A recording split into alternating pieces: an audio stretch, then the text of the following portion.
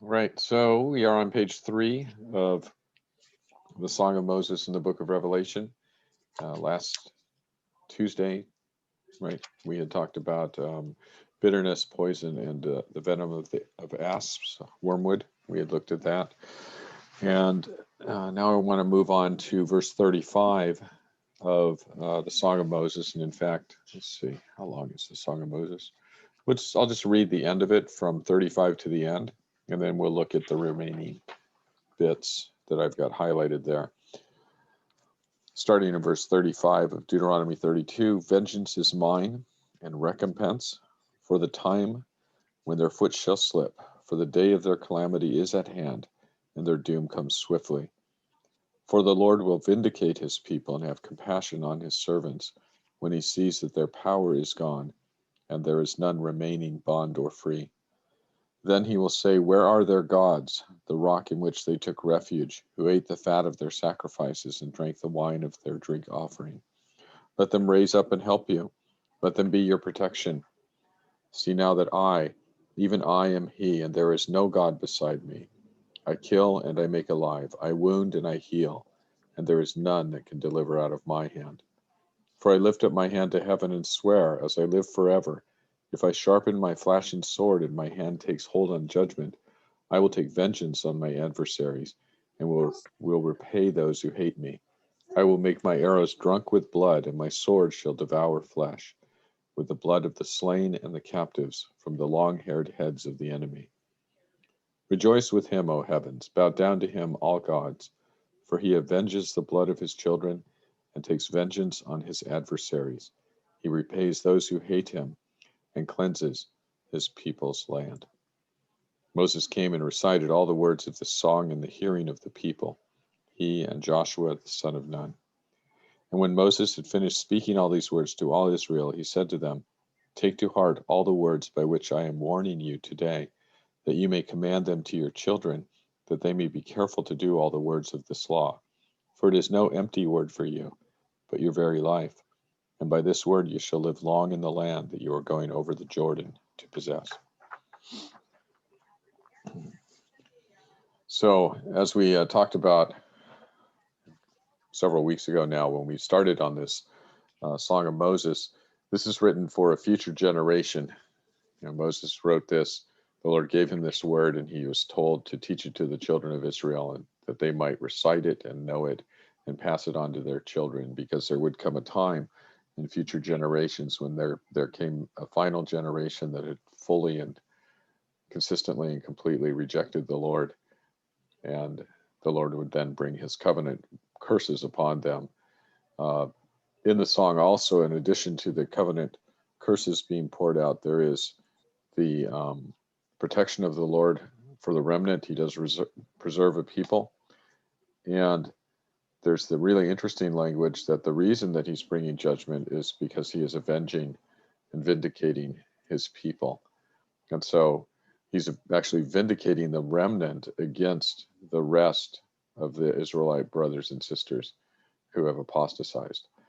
And so the song, in the last bit there, we learned that Moses and Joshua recite it to the people and have them, they're teaching them to learn it, and that they're to pass that on. And it's a way to help them remember that the word of God, the law of Moses that the Lord has given to Moses, that is their very life, and that they are to listen to the word of God and live in humble obedience to it, because it is through that they will be blessed in the land.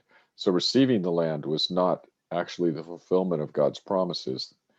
It's receiving the land and being blessed by God in the land, which is the fulfillment of God's promises. So even though the generation crosses over and is across the Jordan in Canaan, they soon apostatize.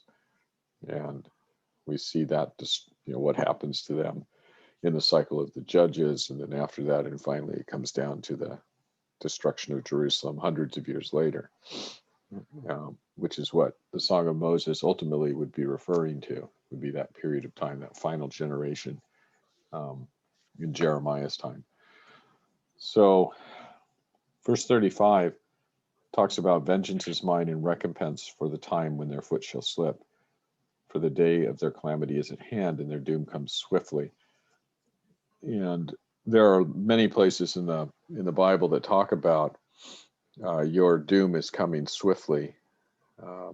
Pretty much all of the writing prophets, when they're prophesying the coming of the Lord's judgment, use language that says that it's coming to you. You know, the judgment is coming to you.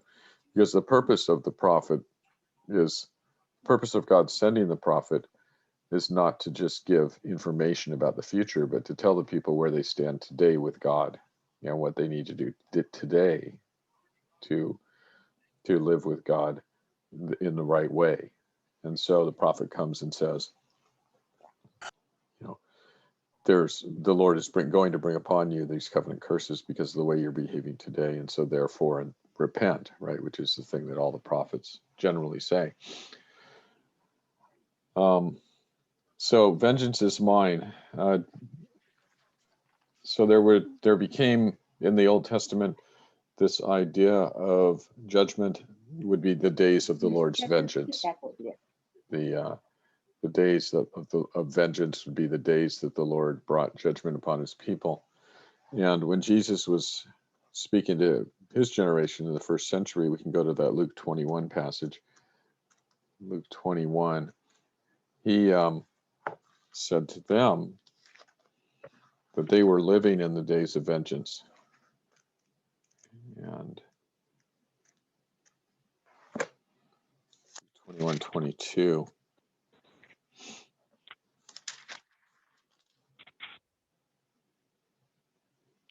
So starting back in verse 20, when you see Jerusalem being surrounded by armies, you will know that its desolation is near. Then let those who are in Judea flee to the mountains, and let those in the city get out, and let those in the country not enter the city. For this is the time of punishment, or these are the days of vengeance and fulfillment of all that has been written. How dreadful it will be in those days for pregnant women and nursing mothers. There will be great distress in the land and wrath against the people. They will fall by the sword and will be taken as prisoners to all the nations. Jerusalem will be trampled on by the Gentiles until the times of the Gentiles are fulfilled. So Jesus, when speaking to his own generation, said that they were experiencing the days of vengeance. And I'm curious to hear, I just read the NIV. My NIV says the time of punishment, but the ESV has days of vengeance in verse 22. Who's got something different than days of vengeance in their translation, and what translation is it? Which verse are you? 22. 22. Yeah. Day of vengeance.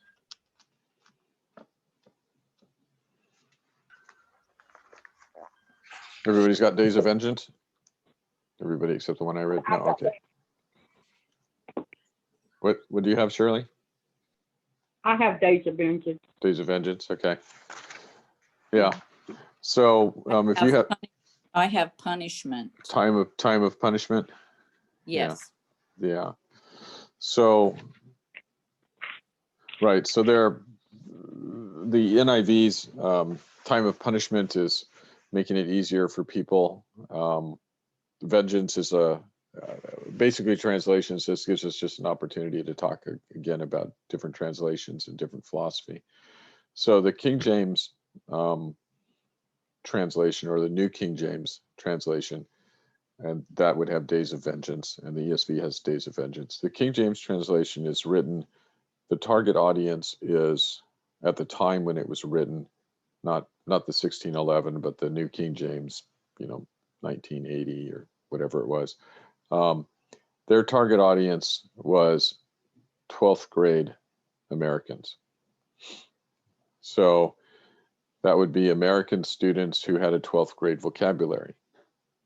And compare that to Dr. Seuss. It's written for, a third or fourth grade vocabulary. Dr. Seuss, I don't know if you know this or not, but Dr. Seuss, all of his books, the range of vocabulary, there are only 300 unique words, just 300. In the English language, there are over 1 million unique words. And so what that means is that when I say that that translation, the King James or the New King James, is for 12th graders, that range of vocabulary is necessarily greater than the NIV, which was originally translated in 1973 with a sixth grade vocabulary. So in the sixth grade vocabulary, vengeance doesn't show up, but punishment is well known. So this is why you have some differences in translations, even though the word, it's properly translated vengeance, but that's not in the vocabulary range, of some of the target audience. And so it's translated for that audience using that vocabulary. Imagine if somebody tried to translate the Bible using Dr. Seuss's 300 words, you would have some limitations, right? So, so that's one of the reasons why translations are different. Not only are they, you've got the one scale, which is word for word to thought for thought, something on that range. Don has a buddy with him. No, isn't he cute? He's very cute. And but you also have the issue of who is the audience and what's the vocabulary, what's the words there. Don, who is that?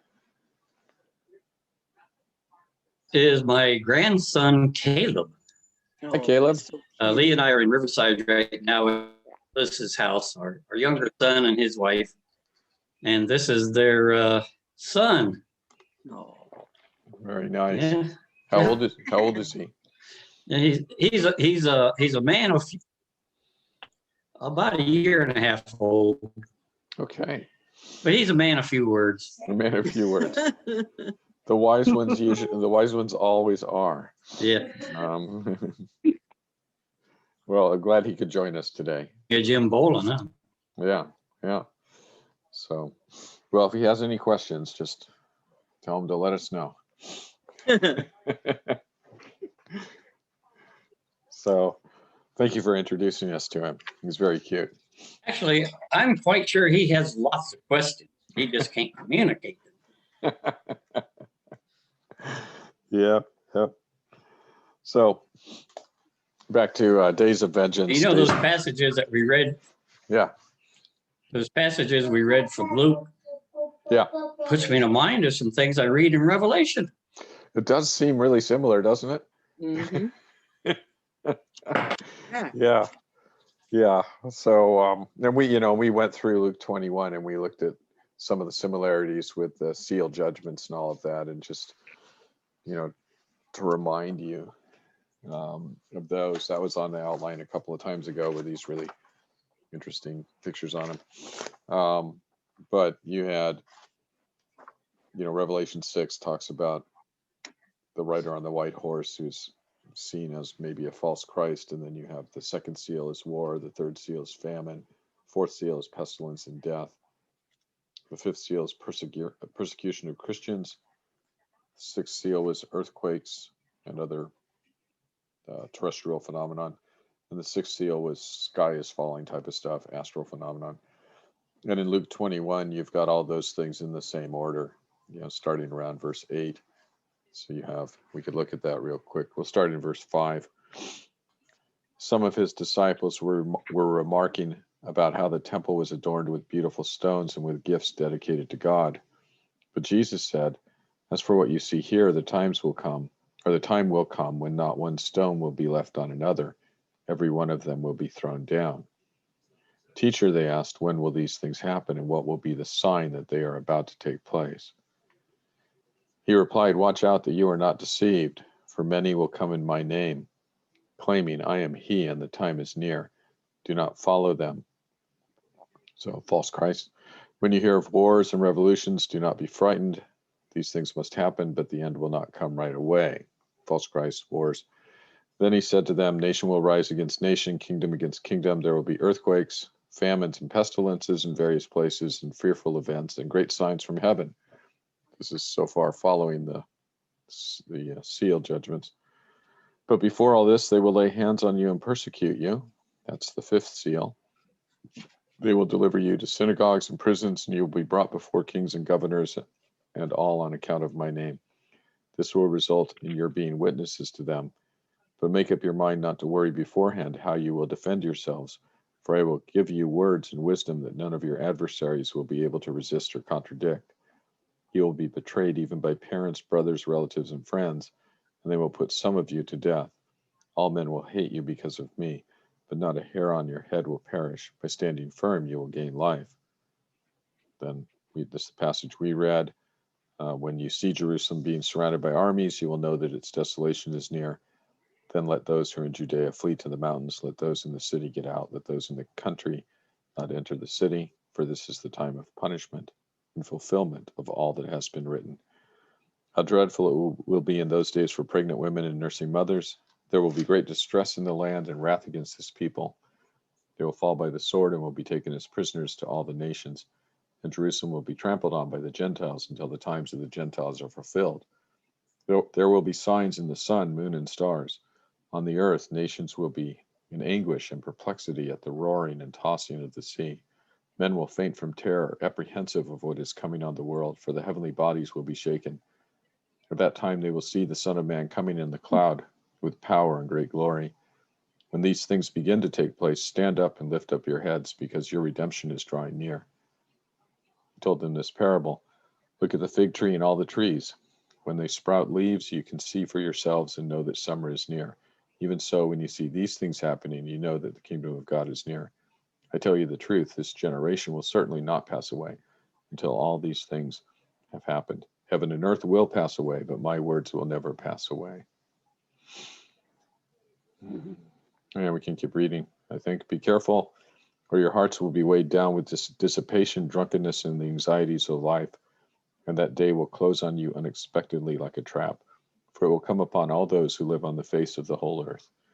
Be always on the watch and pray, that you may be able to escape all that is about to happen, and that you may be able to stand before the Son of Man.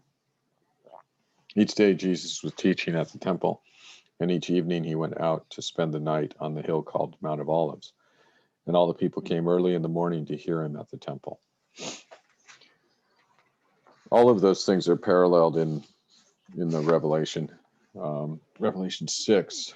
And so when Jesus says here, these are the days of vengeance, it's going back to starting with the reference in Deuteronomy 32. This is an idea that happens comes up in the Bible more than once about it's the day that God brings his judgment, his catastrophic judgment on either the nations or on his people. In Deuteronomy 32, it's on his people. In this passage in Luke 21, it's also on his people. This is the coming destruction of Jerusalem. You can see that in that it's, the abomination of desolation standing where it shouldn't be. The armies flee Judea. Yes, Mom. Just one of those cases in verse 35 where earth could be translated land. Yeah, it is. Yeah, that's the pretty much standard word. Actually, it's earth or land or ground or dirt. Has a lot of different translations. I mean, not range of meaning. And it is. Yeah, you were thinking of Connie's question, right? Yeah. Well, I was thinking of that also when I read that again. Yeah, I was thinking of, if there were, indigenous people living in Alaska at this time, is this calamity going to come upon them also? Yeah. It doesn't seem like it is, because of the flee Judea thing, because of the local references, because of Jesus is talking about his disciples and them being persecuted, and the judgment is coming upon the persecutors, who at this early stage in the Christian church is basically the Jews at this time. And so it isn't the Eskimos or the people in Alaska that are persecuting the church.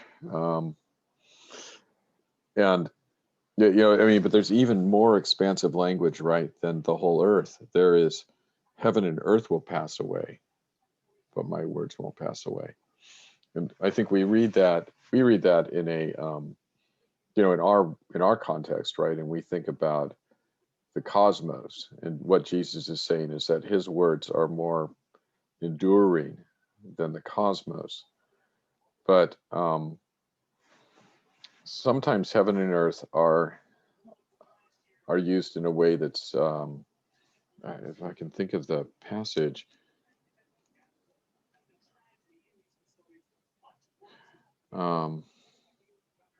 they're used in a way that seem to be talking about like maybe similar to the way an age might be described. Not I'm trying to think of where does Peter, Peter talks about the flood. Is that in 2 Peter 3 maybe? Days of Noah. Let's see. I like the way Chuck asks us question. Where is that? He says that, and we don't know. We all have the blank stare. Yeah. I see the place. I'm looking at the place. I'm trying to see if it's. Let's see.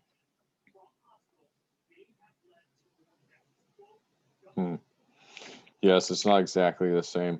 In my NIV, it says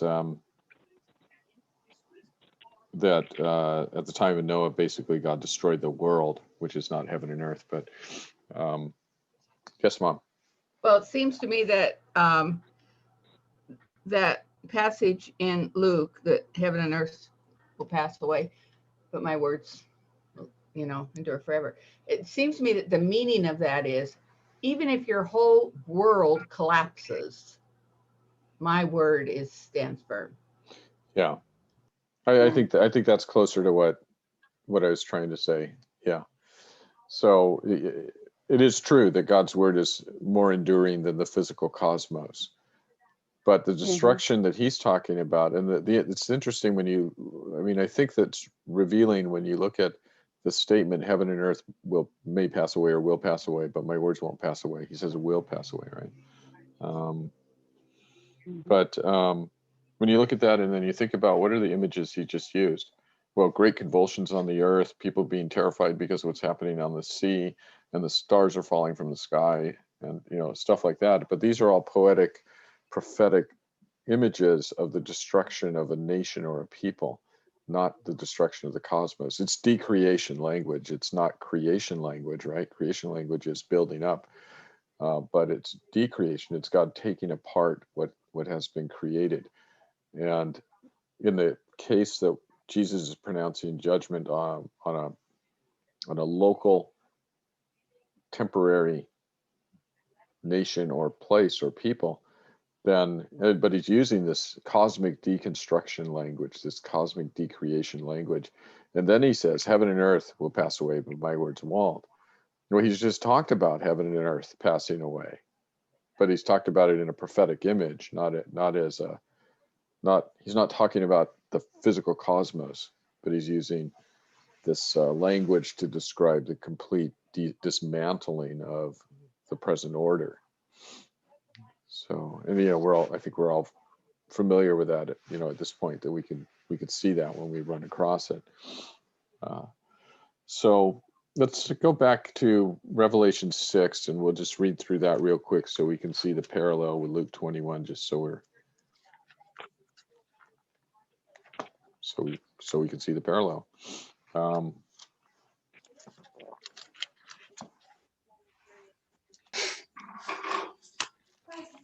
So Revelation 6 is only 15, 16 verses. Yeah, 16 verses. Could I get somebody to read that? Yeah, I can read. Thanks, Don. All right. Revelation 6. Then I saw the Lamb open one of the seven seals, and I heard one of the four living creatures. I heard one of the four living creatures say with a voice of thunder, come. I looked, and there was a white horse, and the horseman on it had a bow. Crown was given him, and he went out as a victor to conquer. The second seal, when he opened the second seal, I heard the second living creature say, come. And another horse went out, a fiery red one, and his horseman was empowered to take peace from the earth so that people would slaughter one another. And a large sword was given to him. When I opened the third seal, I heard the third living creature say, come. And I looked, and there was a black horse. A horseman on it had a set of scales in his hand. Then I heard something like a voice among the four living creatures say, a quart of wheat for a denarius and 3 quarts of barley for a denarius, but do not harm the olive oil and the wine. When he opened the fourth seal, I heard the voice of the fourth living creature say, come. And I looked, and there was a pale green horse. The horseman on it was named Death, and Hades was following after him. Authority was given to him over a fourth of the earth to kill by the sword, by famine, by plague, and by the wild animals of the earth. When I opened the fifth seal, I saw under the altar the people slaughtered because of God's word and the testimony they had. They cried out with a loud voice, Lord, the one who is holy and true, how long until you judge and avenge our blood from those who live on the earth? So a white robe was given to each of them, and they were told to rest a little while longer until the number would be completed of their fellow slaves and their brothers who were going to be killed just as they had been. Then I saw him open the sixth seal. A violent earthquake occurred. The sun turned black like sackcloth made of goat hair. The entire moon became like blood. The stars of heaven fell to the earth as a fig tree drops its unripe figs when shaken by a high wind. The sky separated like a scroll being rolled up, and every mountain and island was moved from its place. Then the kings of the earth, the nobles, the military commanders, the rich, powerful, and every slave and free person hid in the caves and among the rocks of the mountains. And they said to the mountains and to the rocks, fall on us and hide us from the one who is seated on the throne and from the wrath of the Lamb, because the great day of their wrath has come, and who will be able to stand? Thank you, Don.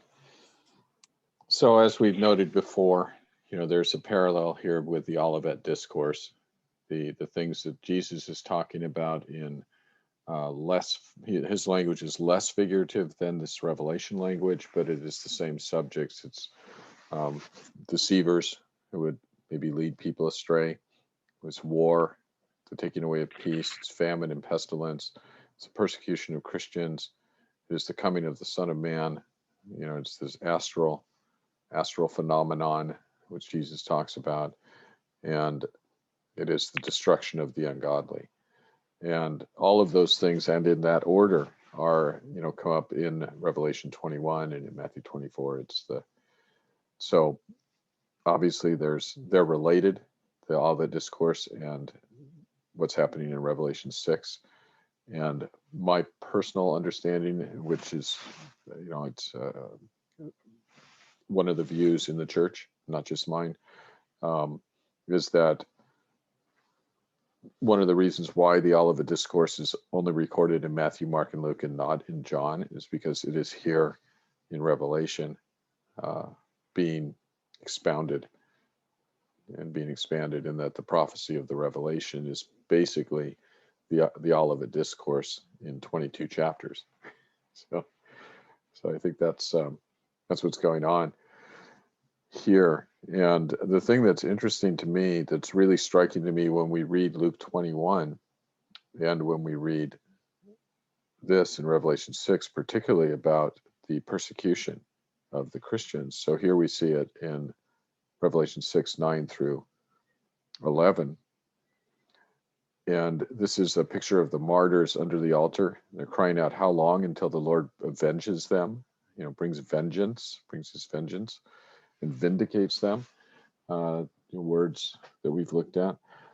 And the Lord comforts them, and he gives them white robes, which signify purity. We read that in chapter 7. And that he comforts them with the words that he will bring vindication, but that there is a time, he's not going to bring vindication immediately, because the number of the Christians who are to be martyred is not yet full at that. So he speaks of future martyrdom of future Christians. And this would be a word to the Christians in the 7 churches, who are receiving those letters, who have been told that bad times are coming and things are going to be hard, and they need faith that endures and to trust Jesus, because he walks among the candlestands and he holds his people in his hands. And he promises that he is not only with them, but he will bring them through with their faith secure, so that they would be with him.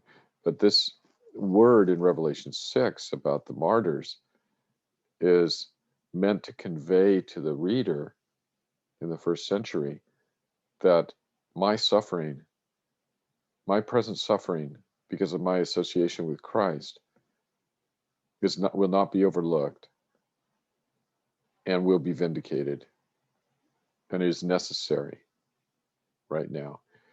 And so, but it also gets the church in the mindset of, if the Lord says to you, some of you will be killed, then we all say in our hearts, I will do that.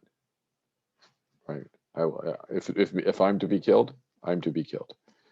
And so it develops in us an attitude of, I will serve the Lord whatever may come.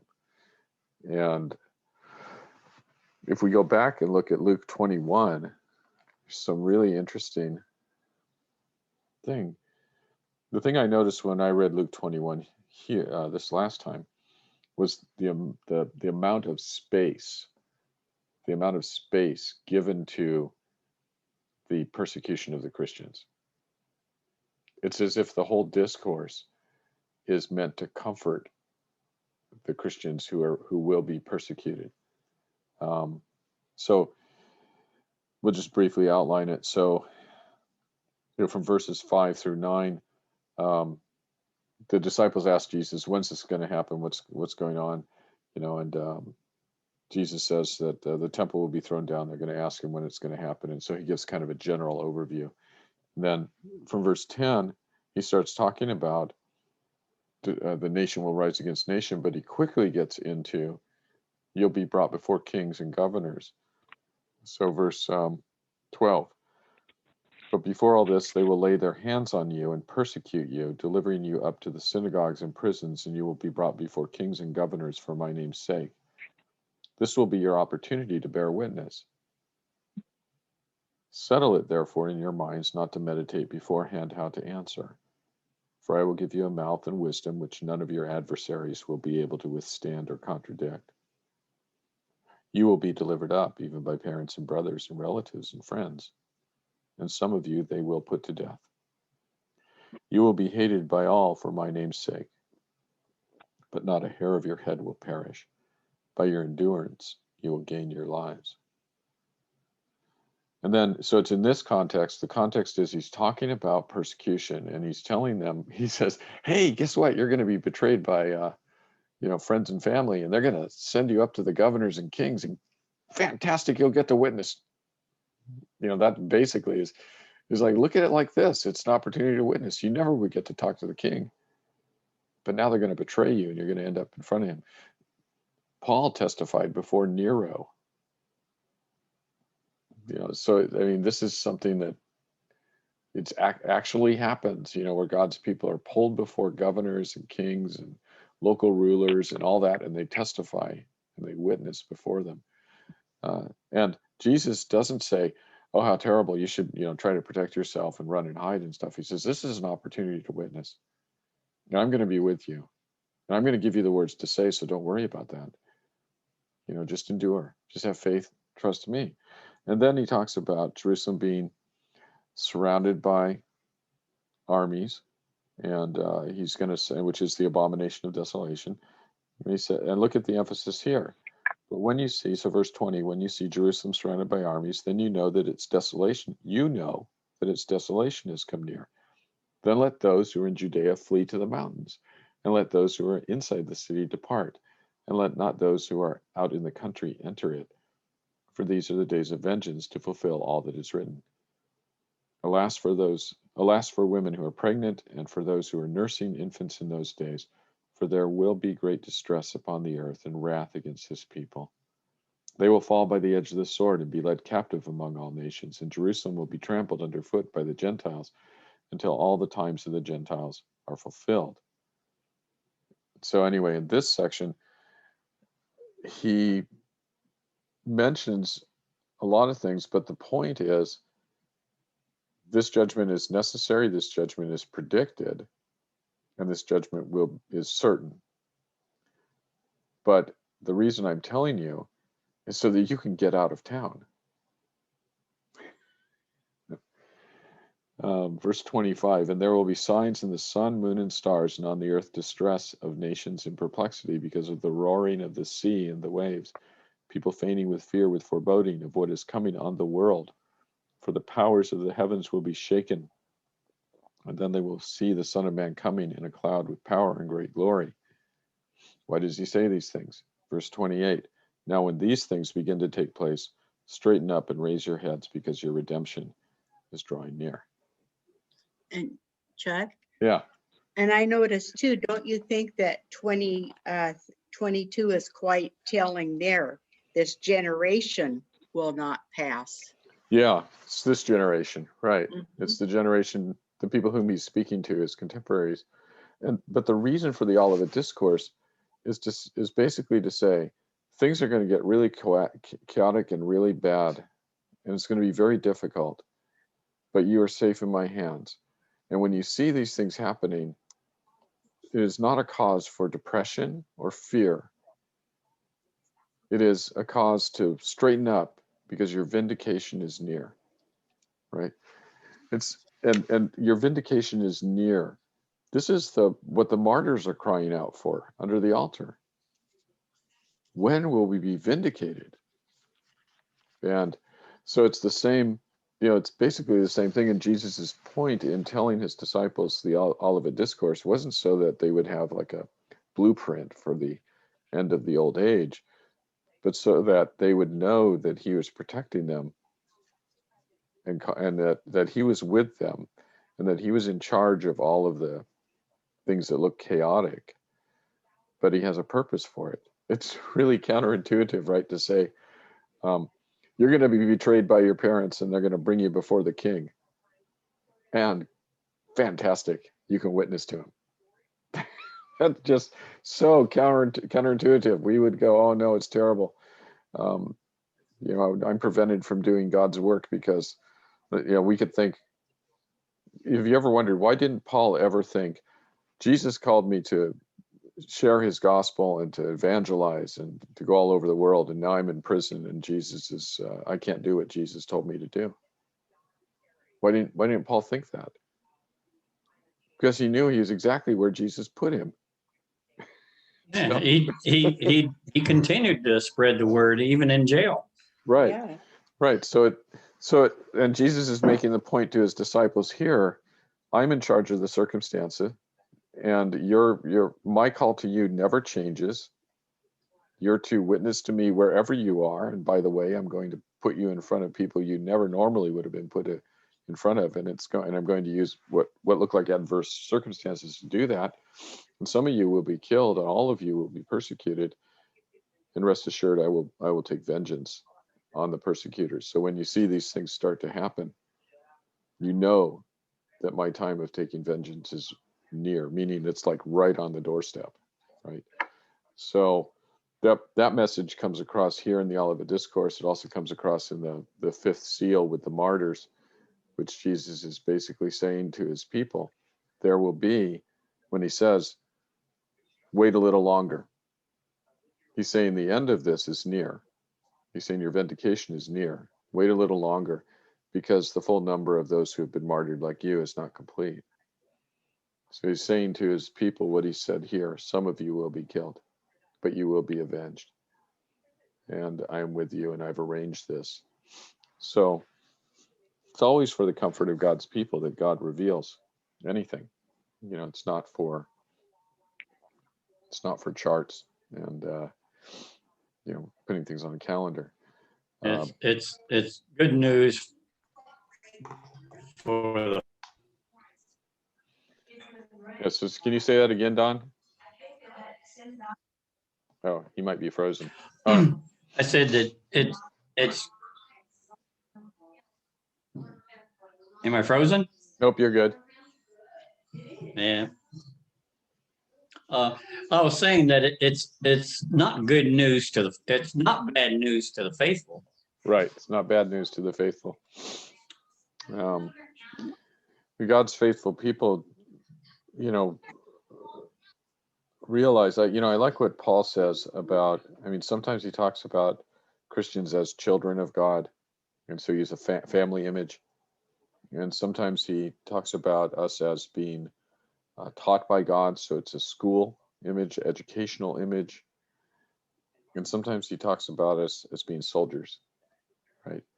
And this is the image that is most appropriate for the Olivet Discourse and for the Revelation, is that the commander-in-chief is calling you to go through this and to do these things when you are being persecuted, to be faithful and to witness and to pay attention to what's going on so that you can get out of town when it's time to get out of town. And so that's more of a soldier imagery, right? It's the soldier who says, I will serve and I will do whatever is required. Mm-hmm, mm-hmm. And so this is, and I think it just gives us really good encouragement. It gives me encouragement. And I read it and I think, well, whatever Christ calls us to, that's the thing that we'll do. That's the thing we do. So, so the next thing on the outline was that this, in the Song of Moses, these things were at hand and they come swiftly on that final generation. And again, that's the same language we see in the Revelation about things happening swiftly, coming there at hand. They're right there. It's happening soon. It's the same language that Jesus uses in the Olivet Discourse when he says, this generation won't pass away. So whatever soon and near it means in your lifetime.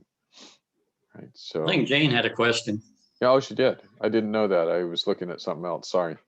I had a comment. Yeah. When this is the first time I've actually really thought about the soldier image. I've thought about the other images, and what came to my mind was, and I know Shirley will identify with this because she served in the military, but Yeah. It's like, so if you were a soldier in World War II and you were told you're going to go to the beaches of Normandy, you're going to take that beach, a lot of you are going to die, but rejoice because you are going to liberate Europe. And it's kind of that feeling. Yeah. Well, I was in Desert Storm. I am a Desert Storm vet. And you just go and know that God is with you and carry out your duty.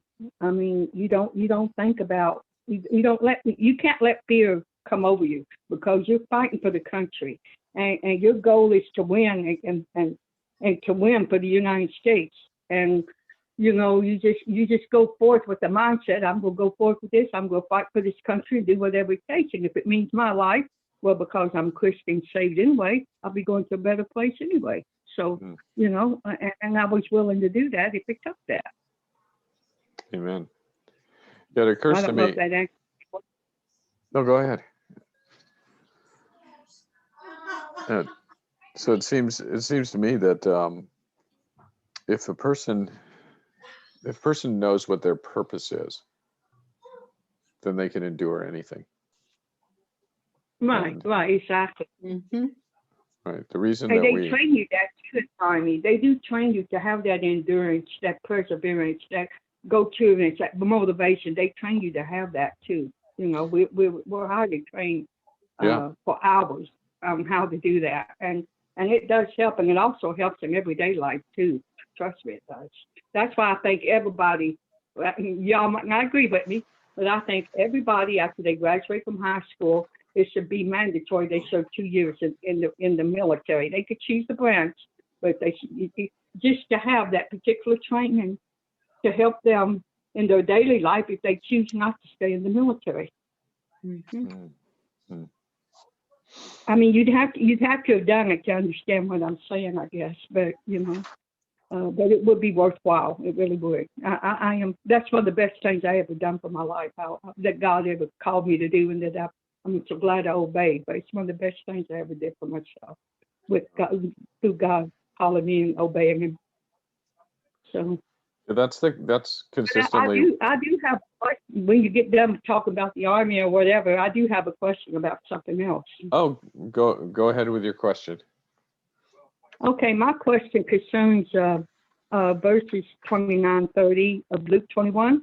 Okay. I've always heard, and you can tell me if it's right or wrong, but I've always heard that the fig tree that's shooting forth is representation of when Israel became a nation back in 1940 something or whatever it was. Yeah, it was 1948 when Israel became a nation. Okay. And so is that true? Well, I'll say this, and then I'll let you can decide. So the fig tree is used in the Bible sometimes as a symbol for Israel. I think we see that in Isaiah 5. Right. Isaiah 5. It's a vineyard of fig trees, and that is it's an image for Israel.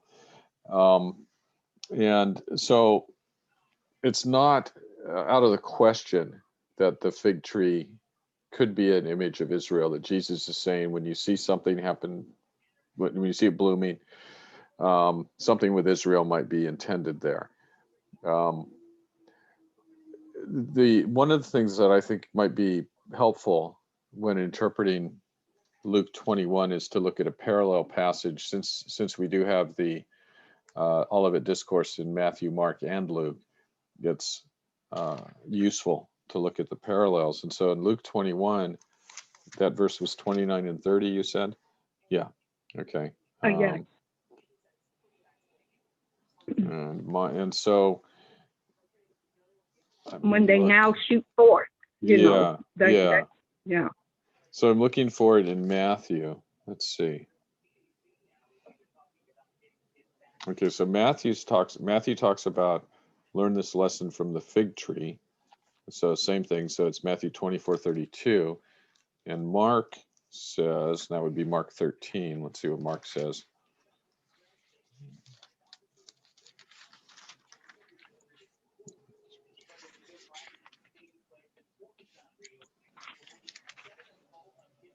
And Mark also says the fig tree. So, okay, so the same image is being used. That's interesting. Let me check something real quick, because I'm misremembering something. I want to make sure that and then I'll get back to the comments. Let's see.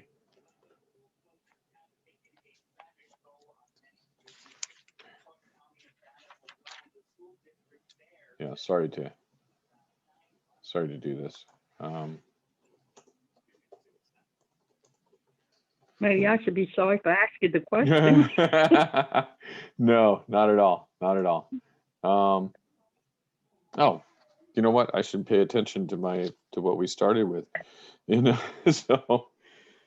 So Luke 21:29. So I had not looked at the passage when you quoted it, and I was looking at, and I thought, well, we'll go to Matthew, because I know that I was thinking this is where I misremembered it. I was thinking Matthew said, when you look, consider the fig tree and all of the trees, which would mean then that, that if that's what Matthew said, that it's not necessarily talking about Israel by itself or Israel at all, but just it's being an agricultural illustration, which Jesus often used. Just a You know, it's kind of like the same type of thing when he says, you see the sky is this color, you think this, etc. He's not, the sky doesn't mean anything but the sky. But then I just looked at Luke 21:29, and it says, he told them this parable, look at the fig tree and all of the trees. When they sprout leaves, you can see for yourselves and know that summer is near. So he's talking about the fig tree and the sycamore tree and the olive tree and the pepper tree and all the trees. And so that would be, it would lend itself more, the interpretation would more be, I think, that this is an agricultural, just a nature illustration, just like when the sky is red, you think this, or when, you know, the things that Jesus normally did. But as for the particular interpretation, that the fig tree is Israel and that the sprouting of the fig tree, and this comes more out of, say, Matthew 24, because it talks just about the fig tree. And so that's usually where it's a dispensational interpretation. That's usually where a dispensationalist will go. It's the Matthew 24 one, because it says the fig tree, not the fig tree and all the other trees, but just the fig tree. And they say, well, this has to do with the sprouting of Israel. And when did that happen? It's 1948. And that would be a recent, from the 70s and 80s type of interpretation that dispensationalists applied to it. And that's because 1948 plus a generation, a biblical generation, which would be around 40 years, brings you to 1988, which was then thought to have been the end of the world. So anyway, your question was, do I think it's, what do I think of that interpretation?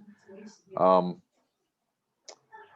don't think that in the context, I think that the context would rule out that we're talking about Israel becoming a nation in 1948.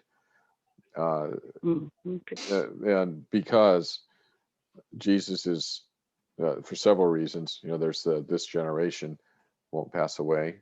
That would be, just taking it in the plain meaning of this generation, the people he's talking to, would mean that they're never going to see Israel become a nation in 1948.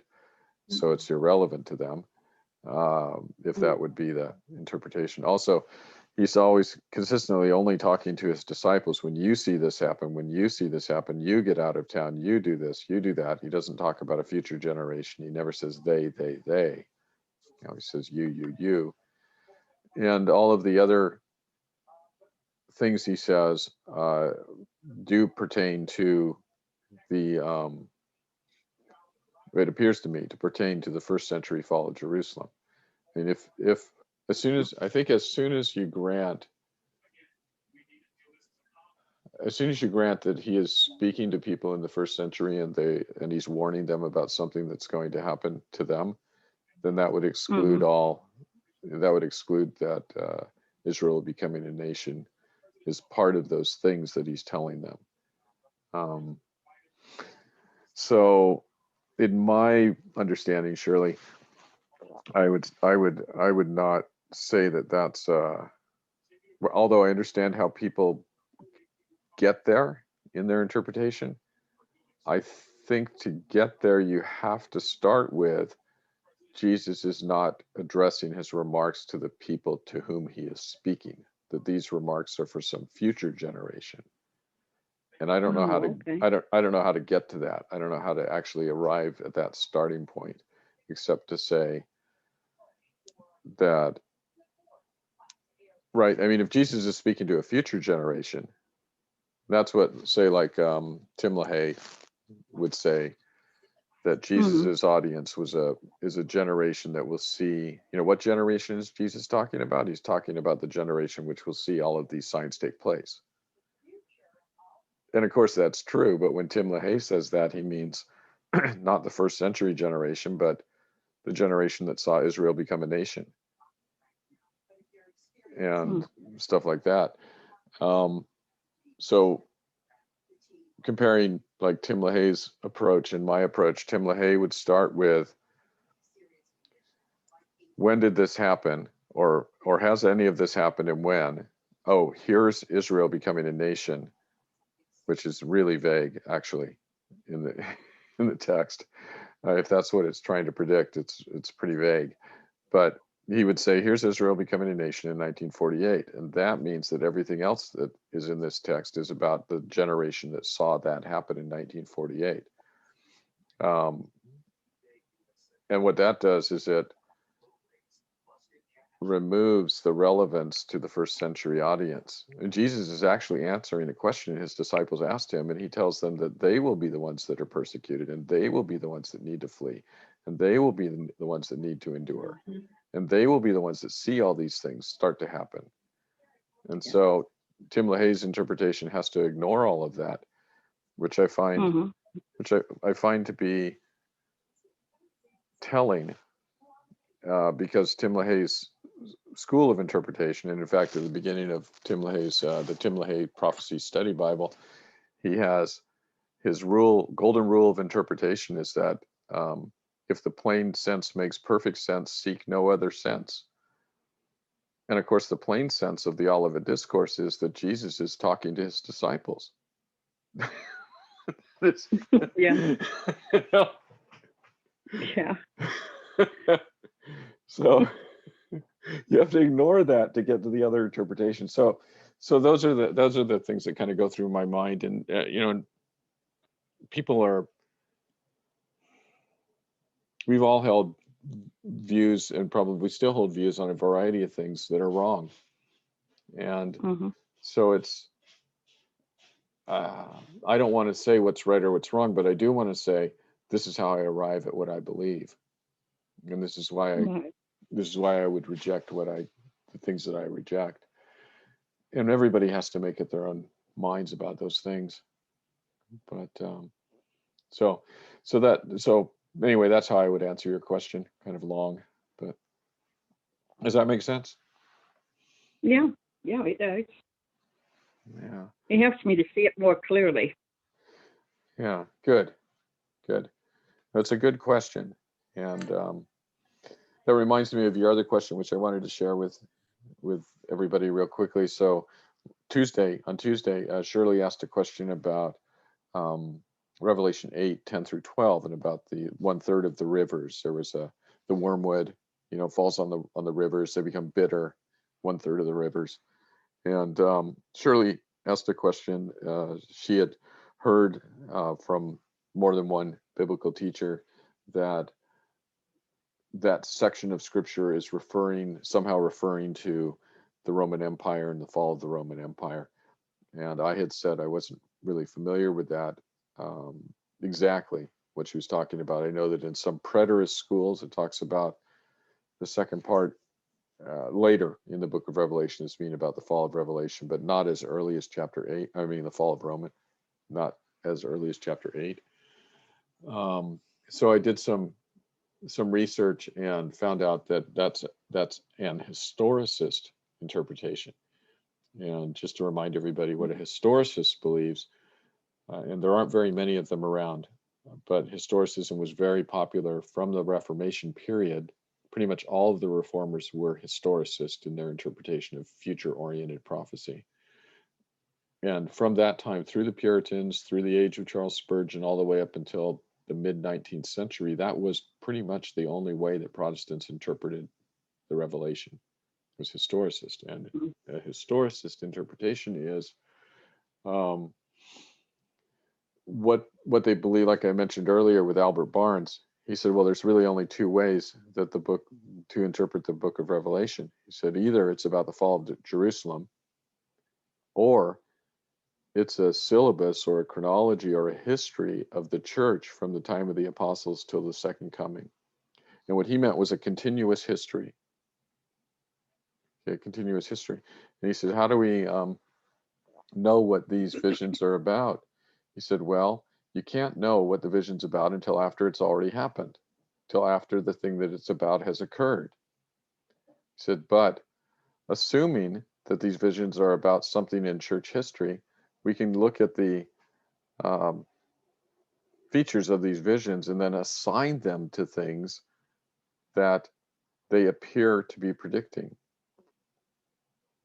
and he said, he mentioned the problem that as time continues to go on, things have to be reassigned to other things, right? Because now the time is gone. He says, so in the 15th century or the 16th century, maybe this was assigned to the Islam, but now as time has gone on, there's much more events that now have to be taken into consideration, and so we have to spread out things that are being predicted.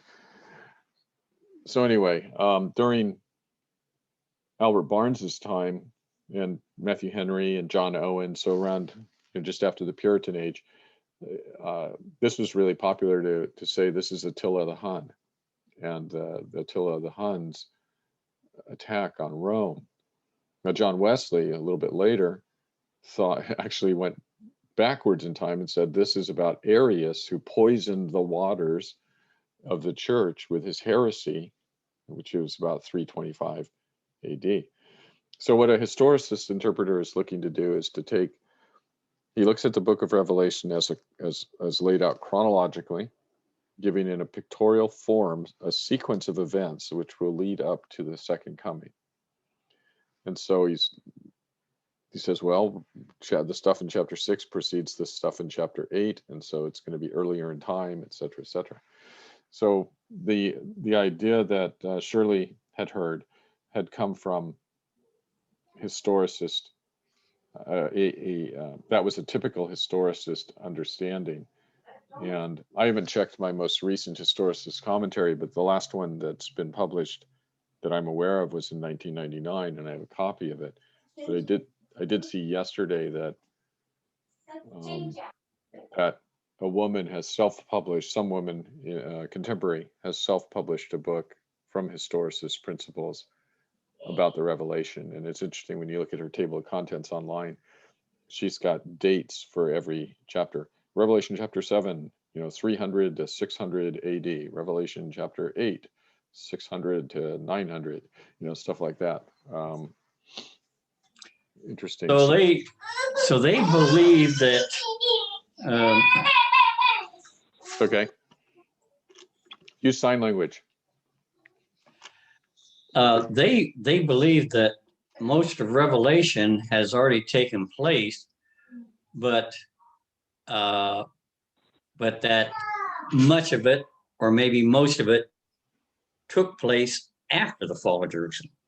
Right. So here's the thing that's in common with most, with futurists and historicist interpretation, also probably idealist interpretation. So idealists think that the visions don't pertain to any actual events, but they're just embodying principles about how God works. He judges evil, he protects his people, etc. So of the four views, which are preterism, which is mostly it's all about the fall of Jerusalem. There are some future-oriented prophecies still about the second coming. Those haven't happened, but the fall of Jerusalem has happened. And then there's historicist, which I said is kind of continual throughout history, giving us a sequence. Futurism is most of this is in our future. And idealism, which is principles. Three of those groups have this one thing in common. If you were to draw a timeline, if the interpreter draws a timeline out or gives you a verbal impression of where he believes we are in history, we are right at the very next thing that's going to happen is the second coming. That's pretty much, we're always the generation who will see the second coming. And it doesn't matter if that commentary was written in the 3rd century or the 15th century or 200 years ago or 20 years ago. It's always the same. The commentator always thinks wherever they are in history is that they're right at the very end of the book of Revelation. Isn't that interesting? I find that really interesting. Well, I can't agree with them when they say that the second coming will be soon. Yeah, the second coming will be soon. Well, yeah. But it says something about our hope, but also a little bit about our I don't know, arrogance is not the right word, but you can see how putting yourself at the most important part of the story does seem a bit arrogant. Yeah, that makes us important too. Yeah, it makes us important too. So I find that to be interesting. That's why the historicist has to keep revising, and that's why the futurist has to keep revising. And you see it the most in the dispensational view, because they do assign things to dates. Before it was, dispensationalism is only arose in 1830, and so it doesn't have a really long history of. I mean, it's got 200 years, changing dates and stuff like that. But before it was the fig tree was Israel. The significant Israel becoming a nation in 1948. The significant event was Israel being promised land in the Balfour Declaration in 1917. And the Antichrist was Mussolini. And it just doesn't matter if you think you're in the last generation and you were living in 1918. You could make the revelation fit your time. And that's the approach that dispensationalism takes, and it's the approach that historicism takes. And I don't know if the starting principles are valid, but yeah. So I find that to be really interesting. Yes, Mom. I find it to be really interesting. Also, I also see that it's 10:47. So I did take the hour anyway, and we didn't finish. We're almost done. We'll finish maybe next time. And we also didn't get to the passage about the rapture that Patsy wanted to talk about, but she didn't bring up a question, so it's her own fault. Well, you said you thought we would be finished. Finished with what? The outline for Deuteronomy 32. We're really close. We're like, We're close, okay, yeah. I see. we're like No, 20. I just asked you to explain Thessalonians 4. Yeah. Where see, so there. One day we'll do that. So, and Shirley, don't ever think you're interrupting or. You sure you don't want me to keep my mouth shut? No, I don't want you to keep your mouth shut. Questions are always helpful for everybody. I think it's always good. Amen. We appreciate that. I'm gonna